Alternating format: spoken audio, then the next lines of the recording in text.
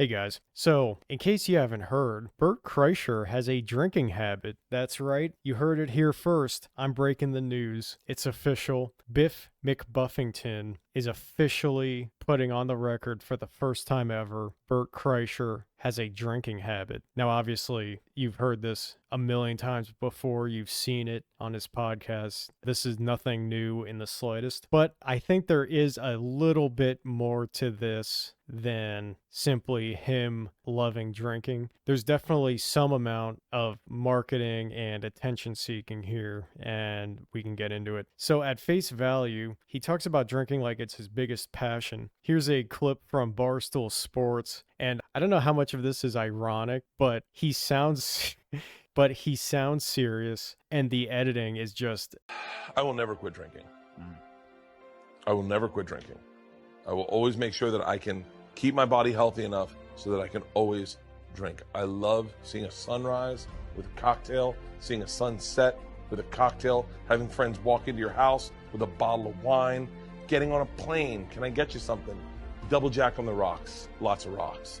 You can't ask for better editing. Whoever did that deserves a freaking award. So yeah, so his drinking, I mean, it's talked about. Joe Rogan talks about it. Tom talks about it. Pretty much everybody in the Rogan sphere talks about it. And anytime he's on a podcast, it comes up. I mean, it's a very hot talking point for pretty much anybody who knows him directly or indirectly. Now, before I say anything, I don't want to misconstrue my thoughts on this. I absolutely think he has a drinking habit, and there's really no getting around that. There is this very minute 0.0001% chance this is all some big ploy to get attention and spread notoriety for himself. But I mean, that's just not being realistic. I mean, you can see it in his face that there's something not right here. And to top it all off, which is why I made this video, the whole him and Tom are pushing a new vodka thing, he has even more of an agenda to push all this drinking. There's a very direct financial incentive now more than ever.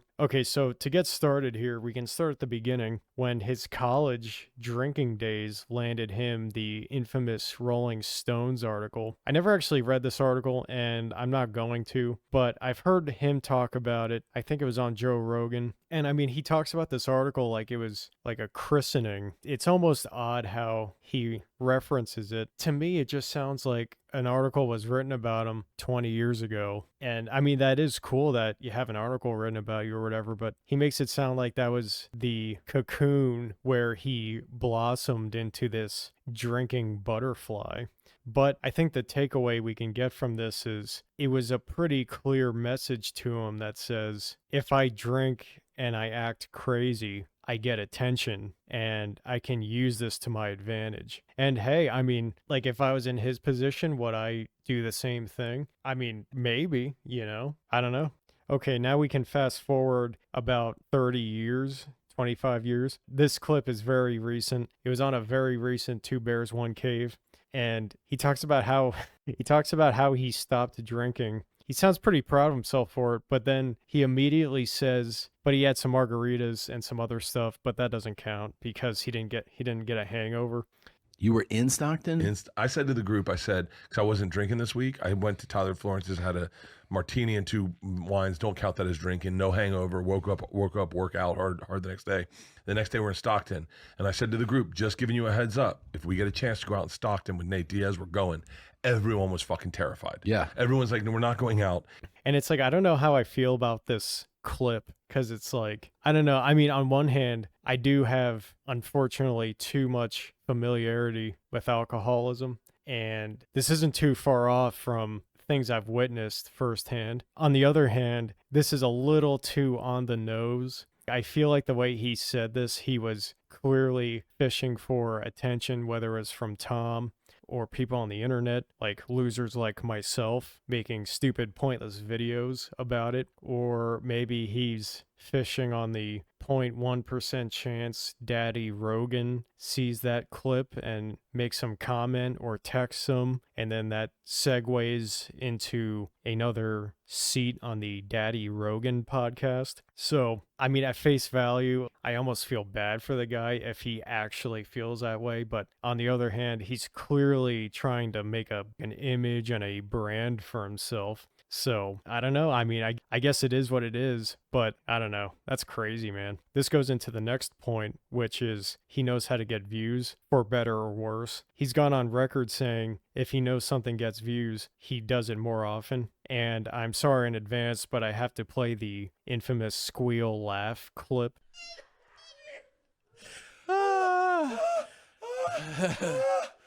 You think it would be closed fist or open hand? Close fist. I've never slapped anybody. I wouldn't start with a slap. You just punched her in the face.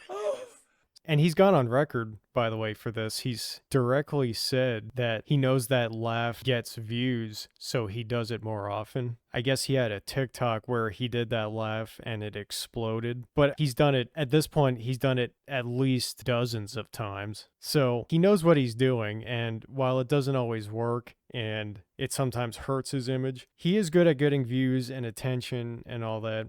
And he is aware of how to do that. And because of that Rolling Stones article and everything else that's just compiled on itself over the years, he knows the drinking is a very hot topic. So I'm sure he leans into it as much as humanly possible. And speaking of Daddy Rogan, he's commented on Bert's drinking many times. And Daddy Rogan's mouth is basically liquid gold to these comedians. So if Daddy Rogan says something, you know these comedians are just going to lean into it extra hard. Like Rogan talks about Tim Dillon and he's the king of ranters. So what's Tim Dillon going to do? He's just going to rant even more often. If Rogan's talking about Bert's drinking, what's Bert going to do? He's going to keep freaking drinking, you know? If that's his way to get his seat in there, he's going to do it. Now, I guess something else that's happened recently, Bert's wife actually was not directly talking about this, but pretty well alluding to it. It came up about his, quote, frat boy image. Here's the clip. And I was really honest with him about his comedy. So the first time he took me to see a show, I was like, it was great. Everybody was laughing, but you're so much smarter than that. I don't know why you're talking about going to Disneyland on acid. You're way smarter than that. So maybe start thinking about other things. I mean, keep that. Don't get rid of it. But what can you add to it that's a bit smarter? And I don't think anybody had ever talked to him like that before. Yeah, so my sort of takeaway from this, reading between the lines, he's a smart guy. And honestly, I believe that. We can say whatever we want about him, but he's the one selling arenas, and I'm the one making crappy YouTube videos that get like 1,000 views. So one of us is doing more in the financial department than the other. Okay, so she says he needs to drop the frat boy image because he's a smart guy. And that's the thing. I think he's not dropping the frat boy image because he's a smart guy, because he knows it gets views and attention and all this stuff. So going along with more recent events, him and Tom have a new drink called Por Osos, which is basically the culmination of his drinking career. Is this stuff any good? I was looking for reviews and I couldn't find any.